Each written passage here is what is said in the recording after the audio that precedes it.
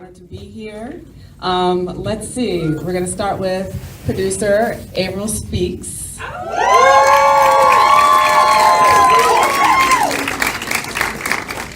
We have over here actress Maya Morales. Ashlei Foushee.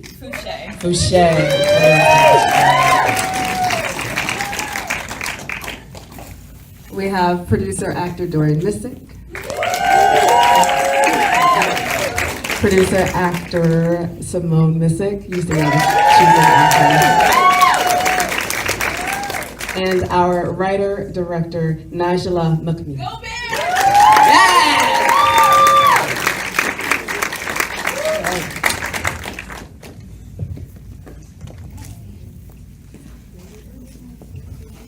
Should we get more seats? You good? All right, we'll just pull you up. Fear not. Okay, so thank you all for being here. Let's start at the beginning. I usually, just keep it very simple. What was the timeline for inspiration? And then everyone can jump in and kind of talk about, how you joined the process. Yes. Is this on? Hello? The timeline for the inspiration for the film. Well, this film is personal, and it's years in the making. I would say it started with the poetry I started writing when I was a preteen in the Bay Area, exploring my identity and things that I was going through, my family relationships. And those first poems are really the platform, the seeds for this film. And I knew that I wanted to bring this community to life, African-American Muslim community that I was a part of at a very young age. There were so many people in that community who helped raise me, who had very distinct personalities, and I had never seen those people on screen before. So when I became a filmmaker, I really wanted to bring that into the narrative. So I had this idea about just got people around us that really wanted to be a part of this. And it was a labor of love, very challenging, but we did it. We did it. So what struck you about this story, the script, the filmmaker? Well, when did... Click up. Hello. You mentioned the poetry. And I had worked with Nijla before on her short film, Dream, and that's just her style. It's just very poetic, and when I remember reading the script for Jinn and kind of feeling that same sense of poetry in the script as well, and I also remember it being very colorful. Like I remember all the colors that were described in the film. So that, just visually, that, was on the page. It was on the page.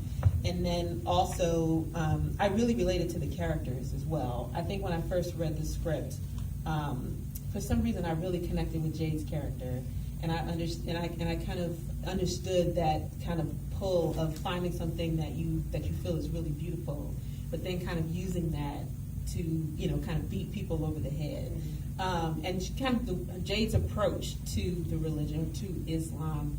I see myself in that position at times in my life. I didn't grow up Muslim; I grew up Christian, but I've been in that same position of like, you have to do it this way. And then at the same time, I also related to Summer as well, because again, growing up Christian, it was like, just a very strict household that was like, you have to do it this way, but it was that conflict of like, okay, I know that I grew up this way, but I'm still trying to figure things out. I'm still trying to figure things out, exactly. So there was just a lot in it that I related to, and I thought it was interesting to have these two female protagonists in the script. And yeah, we can probably talk more about that, but I thought that it was really interesting that we kind of saw that point of view from two women of two different generations. Yeah, it was really interesting. Ashlei? Yes. Yeah.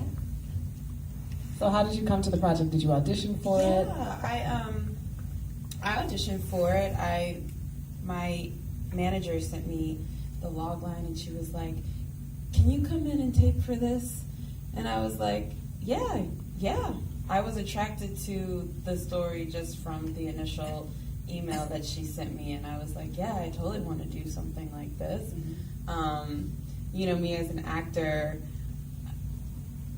beggars can't be choosers. So when you get to an opportunity to audition or be a part of something that speaks to you as an artistic level and not just you looking for work, you jump on it, like white on rice. Mm-hmm. So I was like, yeah, I'll be there in 2 hours. So I went and we did it a few times, and I was like, I want this to be right because I really feel like this is good. And that was how that happened. And then I came in and I met with Nijla a couple days later, and then I signed on to the project, and it's been great. Amazing. Mm-hmm. Yeah, come on now. Nice try, Maya. Hi. Same story. Okay. Yeah, I got the email from my manager, and I was just thrilled because, I immediately knew that I hadn't seen something like this, and that there wasn't something like this, and that this was so important and so necessary that it would really make a mark, as it already has. So, honored to be a part of it. Okay. Simone. So I found out about the project through my husband, Dorian Missick, who was already attached to play David, the father of Summer, and he was like, I really think that you could do a good job at this. And I was like, word. And he described the film for me. He's like, I really think you should talk to Nijla. And she and I got on the phone, and it was like this thing where I think I was like, would you read the script? She was like, would you like to do the movie? And I was like, wait, really? And it, once I read the script, it was such a beautiful, I know we say it all the time, but it really was, and it really is, to see these two women, mother and daughter, and they start out in this, loving place. The original script had them, you saw them a little bit further back in the progression of it. But I feel like that love is still there on the screen. It's just showed it. It's through a different prism.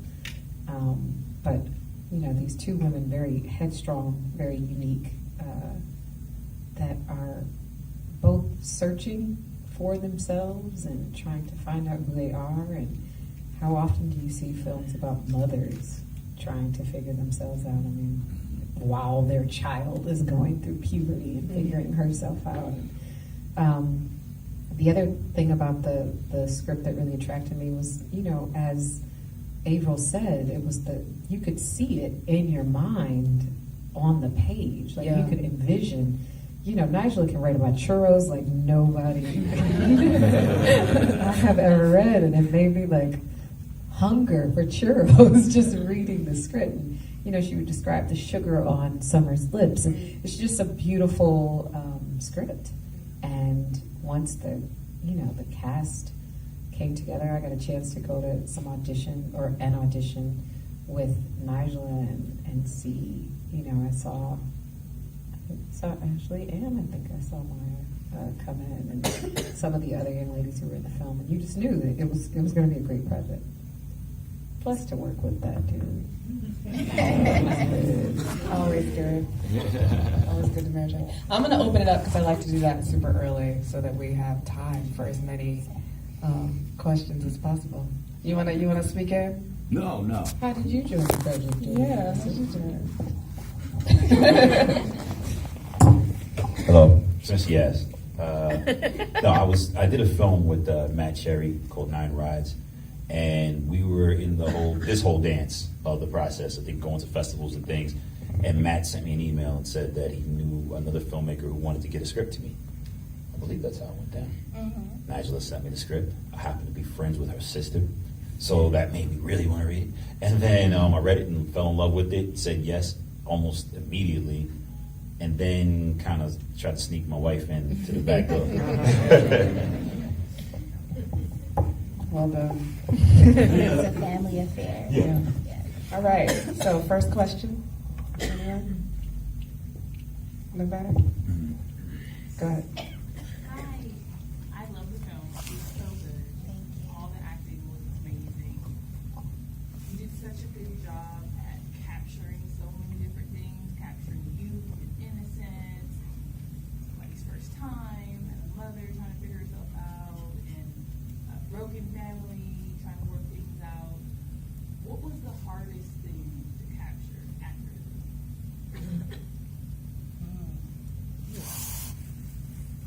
That's interesting.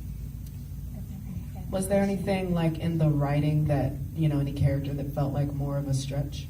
Or I would say I really wanted to capture Jade's conversion accurately and honor that and give her character a space to be human and be fully realized. And in the writing and also in the filming, I paid a lot of attention to that because I didn't have an experience where I converted to Islam. When I was born, my father was Muslim, my mother had converted to Islam, so I was born into that world, and I wanted to really honor that experience of conversion, of seeing this, of experiencing that religion for the first time, the beauty that Jade is kind of immersing herself in and kind of being a part of that community. So just a lot of attention to detail around shaping her conversion and just what she sees and what she feels, the tangible details that can be felt that are a part of her conversion, whether and not me trying to kind of tell you, but just show fully emotionally what she's going through as she converts to Islam. So that was challenging, but I feel like we got to a point where it's able to be communicated, where you see that she has a pure kind of relationship with Islam, and I wanted to show that. Yeah, I found that there was a really interesting, seamless integration, of information, especially looking into a world that not many people know about. So I was super, super, super impressed with the integration of, without it being expositional. Definitely. Yeah. And I will say also the capturing of intimacy, of a black girl's first time and black girl sexuality. Because I think a lot of things are projected onto black women every day and black girls. There's a lot of shame around our sexuality and how we talk about it and how we act it out. So you see the girls in this film really wrestling with that. And you see Summer wrestling with who she wants to be, her sexuality, and all of that. So I wanted to have that scene between her and Tahir really beautiful. I wanted it to be something that she wanted to do that, was really a part of her agency as a character. So. Yes? This is my second time seeing this. This film is beautiful. I think one of my favorite moments is, and I wanted to ask, what is the letter, the scene with the letter when your character reads that letter and has that moment of just that almost like conversion of you finding the emotional, spiritual side of it? Because I don't know how to research that letter, but it was beautiful, and it was like, I don't even know how to put into words. How would you put into words like what that moment in the movie is for you? Because I was trying to figure it out, but I was like, this is special. I'm paying attention to it, and I'm confused, but I'm into it. What is that? What is that? Yeah, that is a dua. So that's a dua or an affirmation Okay. in Islam, yes. Is it And a prayer? yes, it is like a prayer, and it is a dua that my father passed to me. He said, you need to read this. I don't know why I'm getting emotional right now. He said, you need to read this. Yeah, whenever you don't. Yeah. I was like, it seems like a prayer, but I didn't know if it was like part of the conversion. So I just Yeah, it is a part of that.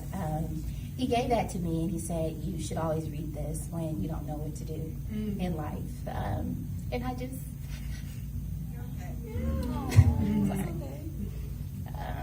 I turn to that a lot, to read that in times where I just really don't know what to do.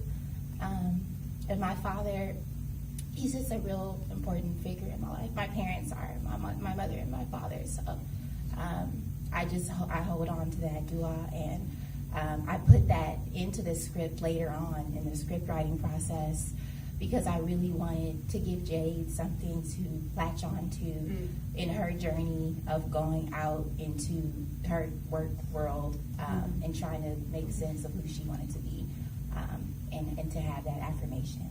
So, And yeah. Simone, what was your experience of that performing that, yeah. Knowing where that came from, because Nijla and I talked at length about the script and her history with Islam and her family, and there was so much coloring my, backstory with things that actually happened to her and she had actually experienced. So I knew that her dad had given her that. And so reading it on screen, I think it was the first time that I'd said it aloud. And just knowing what it's like to embark on something that you are absolutely terrified about, but you have to put your faith in God in order to take that step forward, what that feels like. And at that moment for Jade, she's considering a huge decision, which is she going to present herself in public the way that she presents herself, privately, and what is that? And in light of, just think about it. I mean, what she says people flip out when a news person changes their hair. What would they do if I wore a scarf in a very Muslim-phobic country, and during a time where we're seeing people being attacked and bans being enacted, and I think the Muslim ban had just been enacted when we were about to go into production. So it's a lot at stake. People's lives are being affected by this hatred, and it was really important for me to humanize these people in the film. Yeah, that, the normalization, right? It's so interesting because I found it, when you use that word, the connotation is like kind of like the mundaneness, right, of everyday life, but this is so elevated, like the beauty, the tapestry, the details, and it's so interesting and not surprising to hear that it was in the script and on the page, and then you had an excellent DP on top of it. Yes. Bruce is not here. Bruce Francis Cole, just an artist, an artist with a background in painting and composition and framing, and came with so many beautiful ideas. We were really a team, a collaboration. He really came on, and we didn't have a lot of time to shoot this film. We had 18 days. We were working against the clock. We have some crew members here in the audience who know how it was. It was real rough, but to have real artists around you who really, really wanted to bring the art out of this film was so important. Yeah. Go all the way to the back, yes. Such short schedule. You got such beautiful performances from the whole cast. In particular, your lead, Zoe. How did you approach working with her day to day to get such depth and such trust? Yes, it's really, I really appreciate that, and the performances are something that time and time again people really connect to. With all of the actresses, or all the actors, and particularly with Zoe Renee, it was about building a space of trust between us. So getting to know her, we didn't have a lot of time, but I had established kind of communication with her before we shot, having those conversations, talking a lot about character and about what this story meant to me. I also sent her a lot of materials, as with the other actors, about different elements of Islam and kind of what we were doing, so they had a full understanding of that. And it was just really about talking about the scenes and what they were about, what characters wanted. I knew exactly kind of what we were doing every day, and being able to clearly articulate that to her was really important. And I think also she came in with just an openness. So she was open, but at the same time, she didn't know a lot about the world she was coming into. So you see her in the masjid for the first time, and that's kind of real emotion that's coming from her as a person, because she didn't know a lot about Islam coming into the film, and so she's channeling that into her character. And I think I did that on purpose because I wanted her to bring that kind of curiosity, but also a little hesitance into the performance, and I think it really came through for her. Right here in the front. It was such an incredible incredibly powerful. Just want to start with that. Were there any characters that were inspired by people that you did know in real life, given that it was such a personal film? Yeah, definitely. So a lot of the characters are inspired by people I know, inspired by me. Summer is definitely, has elements of my personality, my love of poetry, my love of dance, just wanting to move through life and be free, but at the same time being confused and kind of wanting to define her identity in a way that she sees fit, that might be not be in agreement to what her parents want or to what she thinks the religion wants. But also the character of Jade, I think, is reflective of some elements of my own mother. I have a very, very strong, just very tight relationship with my own mother, and I've always sought her approval. And acceptance is a big theme in this film, just wanting to be loved and accepted by someone. And I think Summer's need for that from Jade is something that comes from my need to be accepted by my own parents. And it was just really important for me to bring that space of love, but also tension that exists in that relationship. The character of Rashida is based off a lot of Muslim women who helped raise me when I was growing up, and really, just warm and loving, look out for you, speak up for you in the masjid. They speak up to men like there's no oppression in their life, like they're just really living freely. So I really wanted to bring those people into the film and kind of bring them into the characters however I could. Yes, right in the back. Well, the film was just extraordinary. How was it received within the Muslim community? Question was, how has it been received within the Muslim community? We have received a lot of love from the Muslim community. We've screened this film across the country and in London, and we've had some really great turnout from Muslims in all of those cities: Philadelphia, Brooklyn, Atlanta, all of those cities, and it's been beautiful, emotional. Definitely, I screened this film in Oakland. The whole community came out. My father saw it. It was really emotional. But I think that the first time of seeing kind of like yourself reflected on screen in a way that's multifaceted and it's not stereotypical and it's honest, I think is a step forward, and people really recognize that, and they want to have discussions about the film and really kind of embrace it. So it's been a real positive reception from Muslims that have seen it so far. Yes, sir. I just want to piggyback on that. The film was beautiful, and I just want to say that what you were just saying, I just really connected to, because I was raised in the Black Muslim community as well, and the way you portrayed it and the normalizing of your life was really good, and the characters and everything. Myself was really connected to me because you grew up Muslim. My whole family was Christian, except for my parents were came to the nation and all that. But it was really, really good. It was powerful. Thank you. Yes. This is more for Avril. I'd like to hear more about the before the film time and process. Just tell us the story of, was there a time when it was half funded and you had half the actors, or what was it like as you guys were being able to be made? Everyone wants to know. Listen, filmmaking is impossible. We want to know how you made it possible. Or just a little anecdote or whatever you'd like to share about that, because that's a whole magical time too, the pre-production.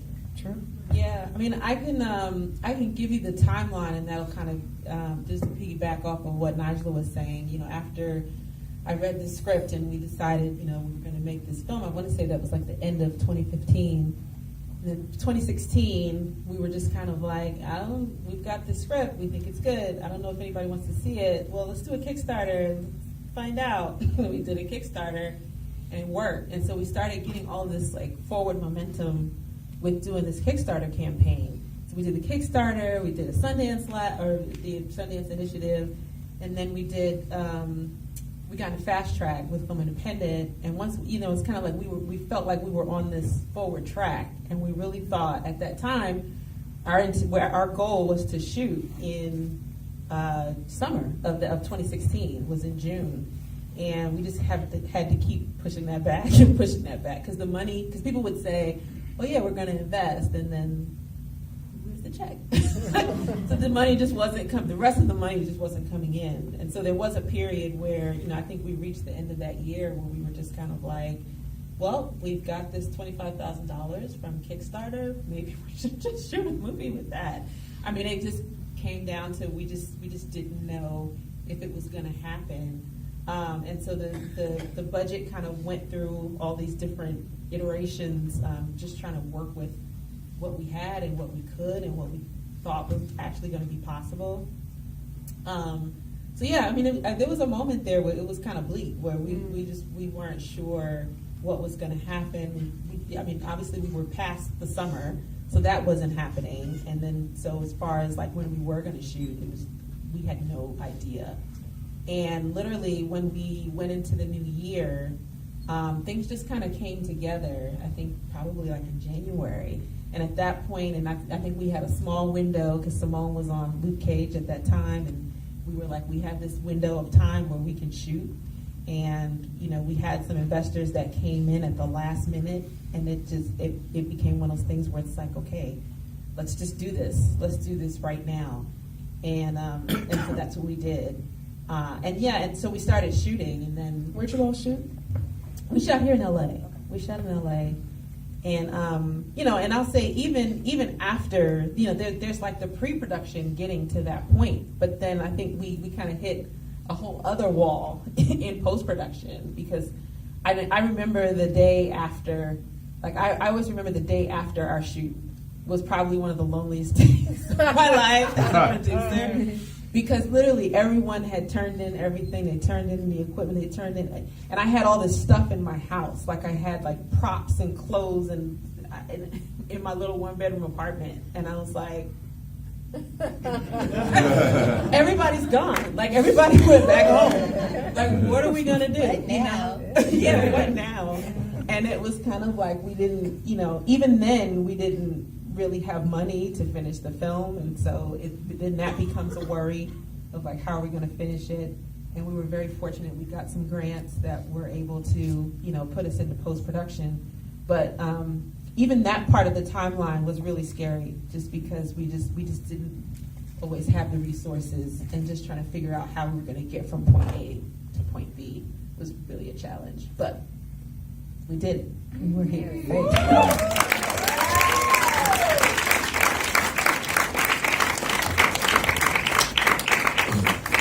Any more questions? Yes. Well, first, I just want to say congratulations, Nijla. We're so proud of you. Can you speak to your production company's name, Sweet Potato Pie Productions? Oh my God, I'm gonna cry. And then I'm over here too. And then can you also tell us? I know you're going so far. You and Avril are the dream team, but speak to what's happening next and the stories we need to hear and the ones that you want to tell us. So, Thank you so much. That's my cousin Tiffany. My production company, Sweet Potato Pie Productions, is a dedication to my late grandmother, Geneva Wright, who made the best sweet potato pies ever. And I love her. We all love her. And her spirit, I'm just getting so emotional tonight, but her spirit is here.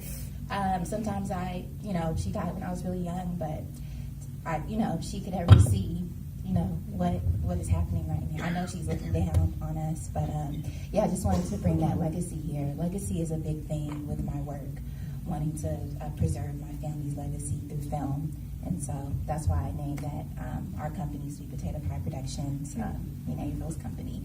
And for me, what's next? I am developing another feature film right now. We're in the early stages, and it's a love story. It's set in the Bay Area, and I'm really proud of it. It's really beautiful. I'm also directing television. I directed an episode of Queen Sugar some months back. And I have some other television kind of pursuits in the works right now. So stay tuned for that. But I'm always working and developing new projects that really uplift Black women and Black people and people in general. So I'm just really happy to continue working with people who want to bring these images to life. Thank you all for coming out. Hold on, can I say one thing? Yes, real quick. I just want to, as I'm looking out in this audience and I see so many people who have helped in the filming of this movie, and I'm so thankful for you and that you're here. I see Royce, who did our sound. Yes. I see Paz, who was one of the journalists in the newsroom, is toward the back. I see Jacob Gray, who is in the back, who was one of our PAs on production design. He's in the art department. Just so many people, like I look out and so many people have helped, even, Lynn and Christina, who just brought food to our set. And, Kathy and Kurt, who let us use their home. Just so many people, thank you so much for being a part. You're just as much as part of this film as all of us. Kiama, who did if you guys look at on our Instagram, there's a dance video, and she choreographed that dance video, which is amazing. Yes, and her father and her family is like my second family. Her father is like my dad's best friend, like my uncle. So, yeah. And Nijla's mom is in the back. She's like a real mom, but she's a superhero. This is a really, really thrilling debut and so special. Happy opening weekend. Thank you. It's available in theaters and iTunes and Amazon and Vudu and Google Play And Microsoft. All that. Microsoft, all of that. Yes, spread the word. Thank you all. And shout out to Emily Adams, who played Jennifer, the slider-making girlfriend. Oh, yes! Yes.